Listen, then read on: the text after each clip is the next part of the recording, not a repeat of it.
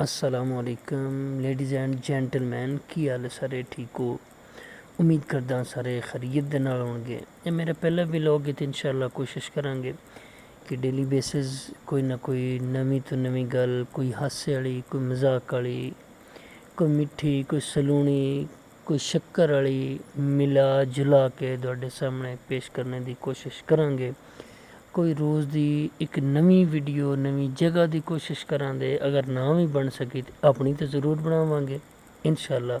तुहाडे नाल daily basis एक नवा व्लॉग शेयर करांगे। तुसी सारे दोस्त अहबाब मेरे वीर मेरे भरा मेरे चैनल ਨੂੰ सबसक्राइब करो, वीडियो ਨੂੰ लाइक शेयर ते कमेंट करो ਤੇ इंशाल्लाह डेली बेसिस तुहाडे नाल वीडियो शेयर होण ਦੀਆਂ उर्दू पंजाबी मिक्स करके ਤੇ ਨਾਲ ਵਿੱਚ ਅੰਗਰੇਜ਼ੀ ਦਾ ਤੜਕਾ ਵੀ ਲਾ ਕੇ ਇਨਸ਼ਾਅੱਲਾ ਤੁਹਾਡੇ ਸਾਹਮਣੇ ਪੇਸ਼ ਕਰੇ ਸੂ ਤੇ ਜ਼ਰੂਰ ਸੁਣੋ।